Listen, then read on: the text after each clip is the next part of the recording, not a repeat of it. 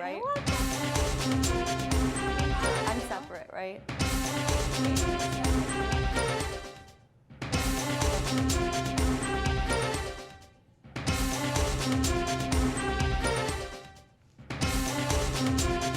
Do I say this little girl might not know it yet, but she's just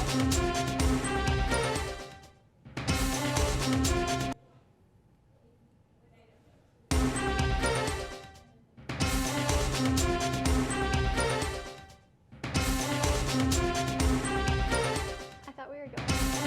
This little girl might not know it, but she could change lives.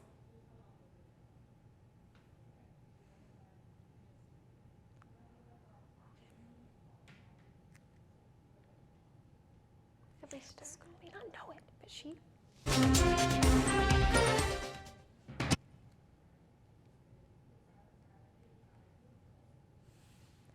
This little girl may not know it, but she could change lives. Got a strong opinion about the upcoming Summer Olympic Games in Tokyo? Well, if you're an Olympic athlete competing this year, you better keep it to yourself. Find out why. Good evening and welcome to the Countdown Election 2020, a show where we break down all the important news you need to know for the upcoming elections. I'm Skylar Nicholson.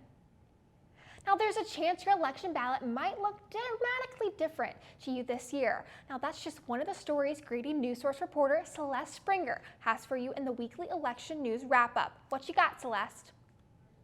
Paper ballots are making their way back to the polls this year, but with a familiar touchscreen system similar to what you've seen before. Reporter Chelsea Perry will walk you through that process a little bit after the show. Reverend Raphael Warnock announced yesterday that he'll run for a spot as a Democrat in the Georgia Senate. Warnock is a senior pastor at Ebenezer Baptist Church in Atlanta, the same church that was home to Martin Luther King Jr. Now he's about to face off with Republicans Kelly Loeffler and Doug Collins for one of 2 Senate seats left open after Senator Johnny Isakson's retirement. Now that how that race shapes up and how you'll vote for the candidates is up in the air right now. Southern politics expert Dr. Charles Bullock says there's a bill in the Georgia General Assembly that could change how you vote in this race for the Senate seat. Battle royal on the side of the Republican Party, whether it play out in this jungle primary in November or if the law gets changed and they move it to a May standard partisan primary. House Bill 757 would change whether Georgia moves from a jungle primary system to a partisan primary system. Bullock made his remarks Wednesday at a meeting of Georgia state broadcasters. And that's it for your weekly election wrap-up. I'm Celeste Springer. Cutting Department of Behavioral Health, Public Affairs, Public Defenders. What signal are you sending to Georgia? Now, the hot topic in the General Assembly right now is potential budget cuts. No matter what side of the aisle you fall on, there are proposed cuts for some services that have both parties worried. Now, you just saw that slot right back there, but we're going to jump right into another bill that's making waves in the General Assembly, Gracie's Law. Georgia could be the 13th state to pass a law to ban discrimination against patients with disabilities who need organ transplants. Now, it all started with a little girl whose life is making a big change on others. Meet Gracie.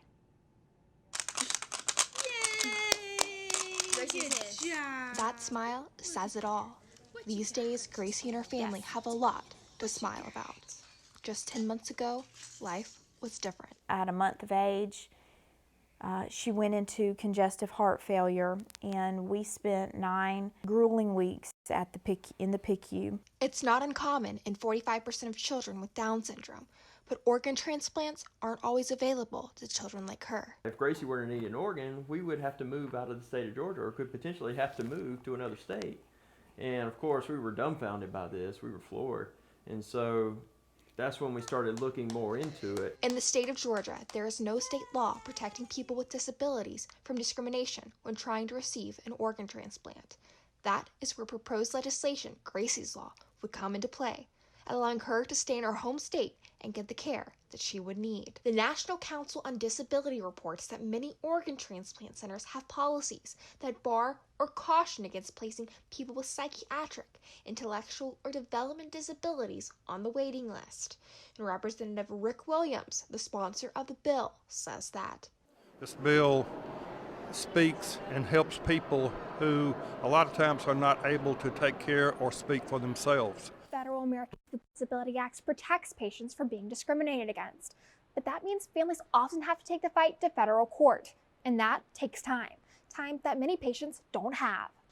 Gracie's Law will allow families to fight for their loved ones in a local court if they're removed from an organ transplant list, and 12 states have passed a measure to stop discrimination in organ transplants. The Nobles know children who have lost their chance at a life-saving transplant without ever knowing the reason why. And doctors in other parts of the state, even primary care doctors, may not make the referral to even get considered for the transplant list. And people without knowledge to know that they could have potentially been discriminated against, you just go home and accept the fact that you're not going to receive the life-saving organ that you need. And you just go home and live the rest of your life and enjoy the days that you have remaining. Watching Gracie play, hearing that laugh, it's easy to see why this family fights for this child. And when their child didn't need them for that, they choose to fight for others. Now, that bill was filed Wednesday by Representative Rick Williams. We'll keep you updated as it progresses through the General Assembly. Now, freedom of expression may be a First Amendment right in the United States, but athletes won't be able to share those same freedoms in the upcoming 2020 Summer Olympic Games in Tokyo. Greedy News Source reporter Nathan Moore explains why political demonstrations won't be allowed in this year's games and what one local contender in the Olympics has to say about it. Sports have a rich history as being a driving force of change. Arenas, stadiums, courts, and fields have long been stages of protest and demonstration. Think Tommy Smith and John Carlos's raised fists at the 1968 Olympics and the recent kneeling during the national anthems at NFL games brought on by Colin Kaepernick. But on January 9th, over 6 months before the 2020 Olympics are set to open in Tokyo, the Olympic Athletes Commission issued a reminder to the competitors that such protests will be banned from the 2020 Games. The message, in part, reminds the athletes to, quote, keep the venues, the Olympic Village, and the podium neutral and free from any form of political, religious, or ethnic demonstrations. The Commission cites Rule 50 of the Olympic Charter, which states that no such demonstrations are permitted in any Olympic sites, venues, or other areas. Now, over 11,000 athletes competed in the last Summer Games in Rio de Janeiro in 2016, and a similar number is expected for 2020. I spoke with a local Olympian to get a sense of what the athletes think of this ban. It's almost unheard of for a college athlete to sit out a redshirt season after their freshman year, but Georgia's Javier Acevedo is doing it as a senior. Why? Because he's skipping the college national championships for the Canadian Olympic trials. Acevedo competed in the 2016 Olympics as well, but he doesn't remember any sort of ban on demonstrations prior to those games. But he says the ban won't affect him very much. And in my opinion, me being a minority, honestly, in Canada, it's been tough on my family sometimes. But I know that in the end of the day, I don't really need to make a political stance. Like, I'm very happy and my family is very happy where we are. Do you feel like the IFC should have that right to tell you whether you can or cannot? I think, if that's something that people feel very strongly about, then go for it. I don't mind at all. Like, I'm not one who's gonna, I'm not one who's probably going to do that, but I think if I reach the podium and, I want to, actually, I'm going to say I will, because that's a better way of putting it. When I do reach the podium, I'm going to be very proud of where I'm from, and I'm going to be standing there for my country, and I'm going to be very patriotic about it, and I'm going to be very happy. The decision is done, but we'd like to know whether you think it's a good or bad idea. Vote on our poll on our Grady News Source Instagram page right now. Now, before you cast your vote in the upcoming elections, you want to learn all you can about the candidates and the process. And that's where journalists can help. And that's why a group of selected students here at the University of Georgia's Grady College of Journalism and Mass Communication traveled all the way to New York last week to attend an event to hear some of the nation's most recognized journalists and Grady graduates on what you should expect from journalists who cover the candidates and the elections. And joining me today on Grady News Source is a reporter, Lauren Swenson. Thank you so much for joining me today. So I heard you got to go to the event. Tell me about what you learned. Yes, I learned so much, Skylar. We were there to help produce a show featuring some of our most notable alumni, and you might even recognize a few of them.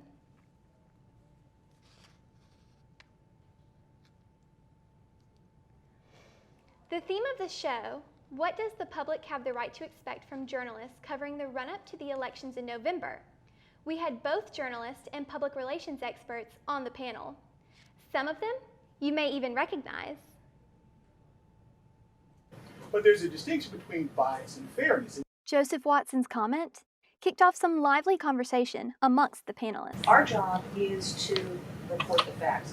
We are not meant to be a filter between the information and the person who should receive it. But, as ABC News correspondent Will Carr noted, people are getting lots of information. Social media was very prevalent in 2016, but when you think about where we are now, it's even more so. And social media can just be a snippet of what's going on. And a lot of the issues that we talk about day in and day out are very complex, and they have layers of truths. So if you're just on social media and you're finding out one little part about one little subject, that could be true, but there could be a lot of other contradictory points that go along with that. We have a question from the audience. DGK members had the chance to ask a lot of them. I think our responsibility is, yes, of course, ask them the questions that the audience, the viewers, the voters need answers to in order to be well equipped to go into that voting booth. That's our primary responsibility. And the secondary responsibility is to get out of the way.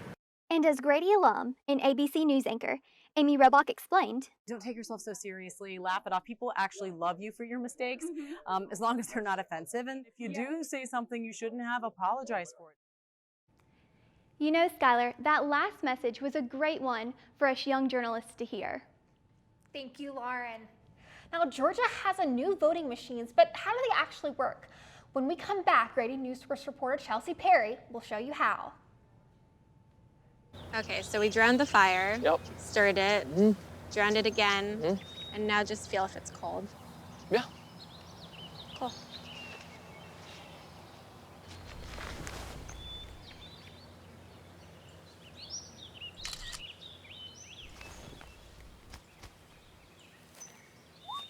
Smokey just gave me a bear hug. I know. I already posted it. Take a look under your bed. Find stuff under there? What about jobs? No? Now try your closet. Still no jobs? Just more stuff? Well, you really have both. See, stuff is defined as household articles considered as a group. Sometimes this stuff is no longer needed. Wait, no longer needed? That can't be right. Because remember those jobs you were looking for? Those are really needed. And they're the stuff inside your stuff. Our job is to unlock those jobs. And it starts when you donate your stuff to your local Goodwill. Here's how we do it. When you donate to Goodwill, we sell your stuff to provide job training for people right here in your community. So just by teaming up with Goodwill, you help create jobs. And isn't that worth parting with the leftover keytar from your 80s cover band? Goodwill. Donate stuff, create jobs.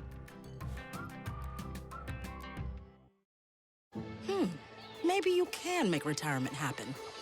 After all, you made this vacation happen. Double points with every purchase? Cleverly merging promotions. Love it. Cross-referencing travel sites. And booking all your flights with those... Vouchers. I got us bumped. They were like, oh. But now they're like... Aloha. You aced this vacation. Now get the tips you need to get on track at aceyourretirement.org. Georgia has new voting machines for elections. Grady News Source reporter Chelsea Perry shows you how they work. Voting machine. I watched Chris Harvey, the elections director for the Secretary of State's office, demonstrate the new technology. Previous system, people have noticed things that they thought were anomalous, and who knows what went on. But even with our old system, there's never been any proof that anything was ever changed or that anything was ever wrong with it. But it's one of those things, if somebody says, can you prove it didn't happen, we can't say, I can't prove it didn't happen, but now we pull out 500 pieces of paper and everybody can read it and count for themselves. I also got to check out the new machine, and it's pretty simple. Let me show you. First, place your ID on the tray. But don't worry, if you don't have a Georgia ID card, you can look yourself up manually. After you put your voter card into the machine, vote on your ballot. Before you print, be sure to verify your ballot information. After you print, take your paper ballot and your voter card and go to the machine to insert your ballot. Important note, make sure that your ballot is scanned or your vote won't be counted. What's really important for everyone to understand is until you've scanned this ballot, you have not voted. If you take your ballot home to show your friends and your fraternity brothers and your stuff, guess what you haven't done? You haven't cast a vote. It's not a receipt, it's not a souvenir, it's your ballot. So if you walk out of the polling place with it, it's dead. You don't get another chance. Chelsea Perry, Grady News Source. Thanks, Chelsea. You can expect to see the new poll machines at every poll location across the state of Georgia. Now, election news isn't easy to keep up with. We have some more on why college students in particular struggle to stay informed. You heard earlier from UGA.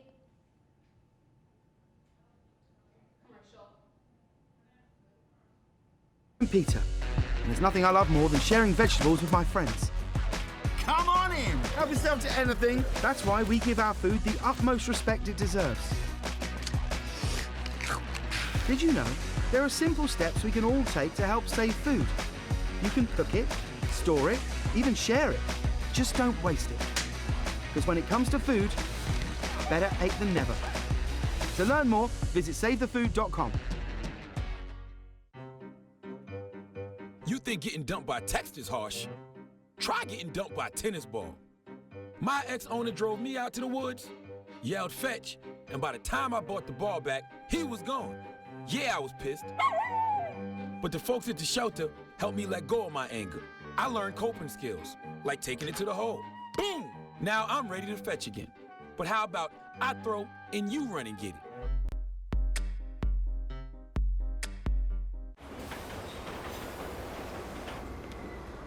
Attention travelers, next Tuesday a major power outage will cause complete chaos throughout the city. Food, water, and phone service will be in short supply. There will likely be panic citywide. Stand clear of the closing doors, please. Disasters don't plan ahead. You can. Talk to your loved ones about how you're going to be ready in an emergency. Don't wait. Communicate.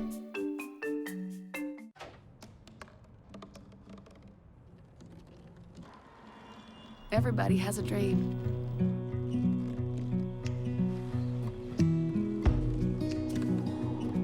Mine was to see the ocean.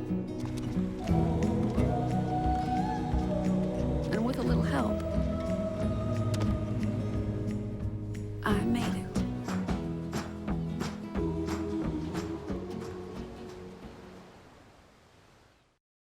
You heard earlier from UGA alumni and ABC journalist Will Carr about the challenges covering an election in a world full of instant social media. Grady News Source reporter Katie Hester spoke to UGA students who grew up in the social media realm, but even these digital natives face challenges keeping up.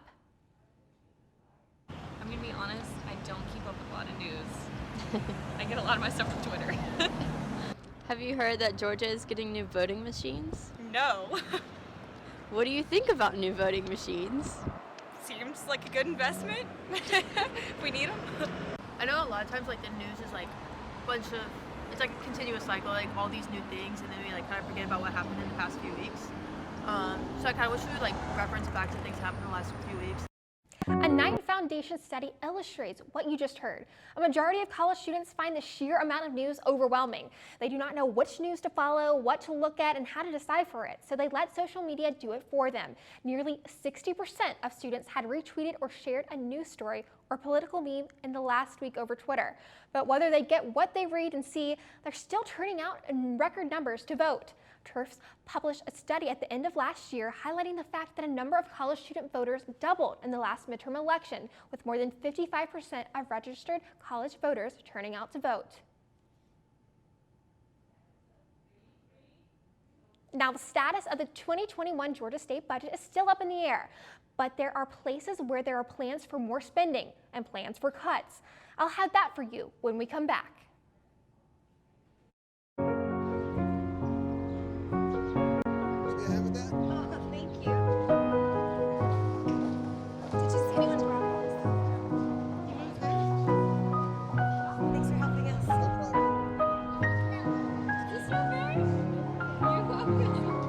We'd do anything for kids. Yet 1 in 6 children in the U.S. struggle with hunger. Help end childhood hunger near you. Learn how at feedingamerica.org.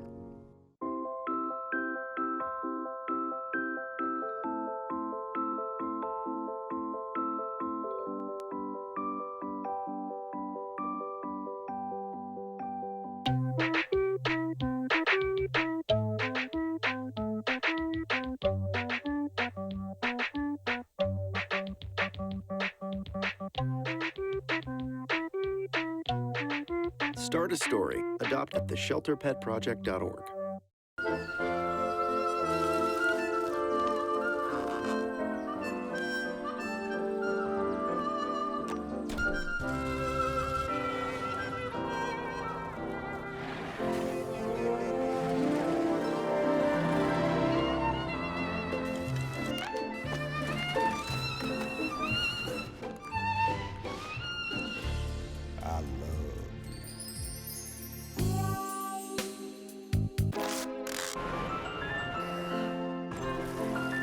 Can we get strawberries? Okay.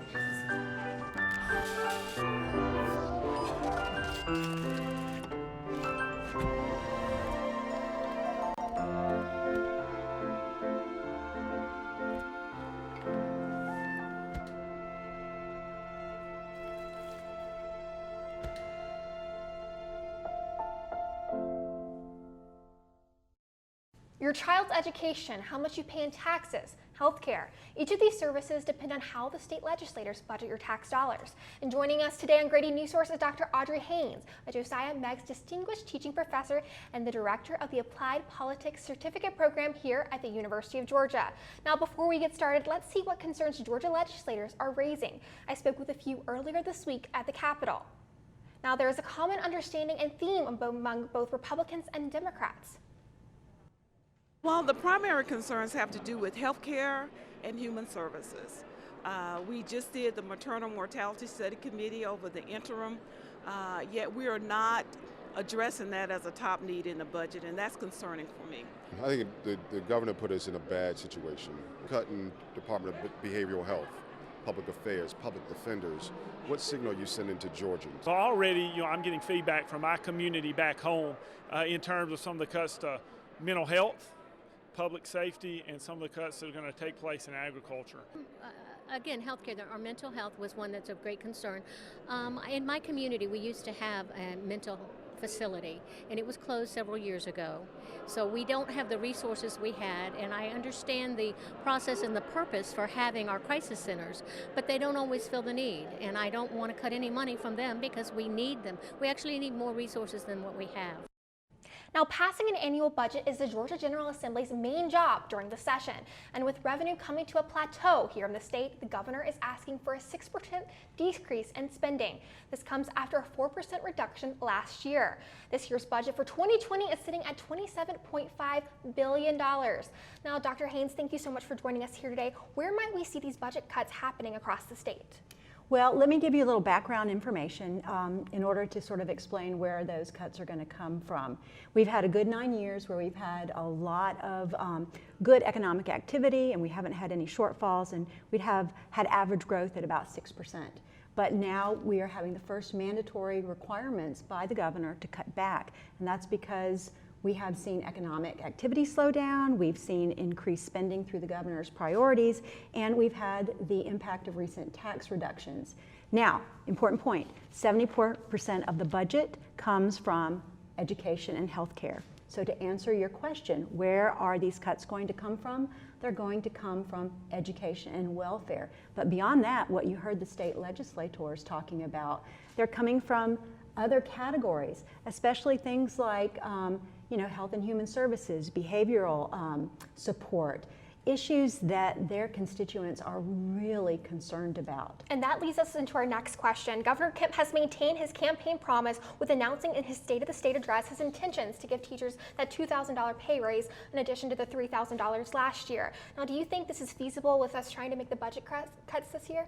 Well, to tell you the truth, it doesn't matter if I think it's feasible. What matters is how those constituents and those legislatures, what they think, because There have been some polls recently that suggest that people are very concerned about cutting back those services, and not a great deal of support for increasing the lowering of taxes. We've already seen some from a decrease in personal and income taxes for corporations that are set to go on till 2025, and that's had, again, an impact on the budget. And if there is an economic slowdown, we have an estimated shortfall of $1 billion. We have $2.91 billion in our rainy day fund. You can see that's not a huge cushion. One of the good things we're seeing in the legislature is that discussion of e-commerce. That's one of the areas where... And that leads us into our next topic. Could we see casino gambling on the table as a resource to pour back into education and hope?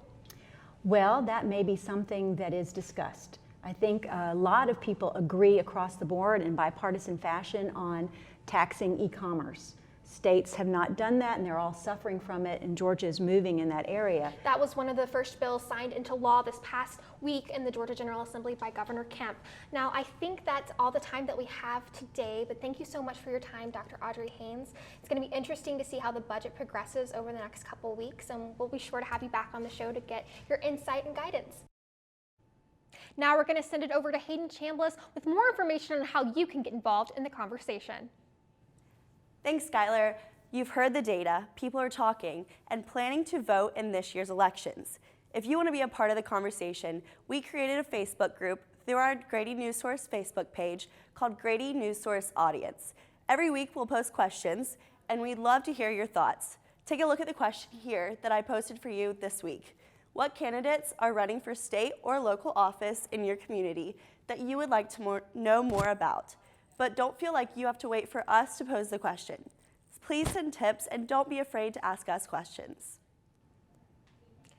Thank you for tuning in to Countdown Election 2020. And as always, the news does not stop here. For more information and stories on Northeast Georgia, visit our website at GradyNewsSource.com and engage with us on social media platforms. Good night. Journalism and mass communication at the University of Georgia, which is solely responsible for its contents. Views expressed do not represent those of the administration nor the Board of Regents at the University System of Georgia. What to expect when you're expecting. Like here? A teenager. Today, I'm going to show you how to teen-proof your home. First step, hide the car keys. Preferably somewhere they would never look. Challenges will come up. Be ready for them. Hi, honey. Ready for the... Mom, you don't use mannequins in the mannequin challenge. You don't have to know it all to be a perfect parent. Thousands of teens in foster care will love you just the same.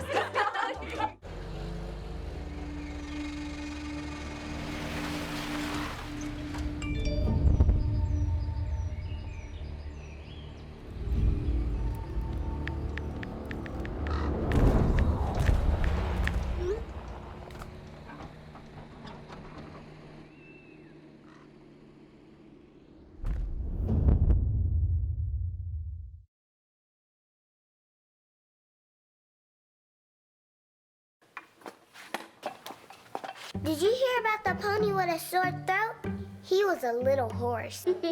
Can I tell you a cat joke? Just kidding. Why couldn't the Wait. Why was the basketball court all wet? Why? Because the players kept dribbling all over it. Where do cats go on vacation? New York.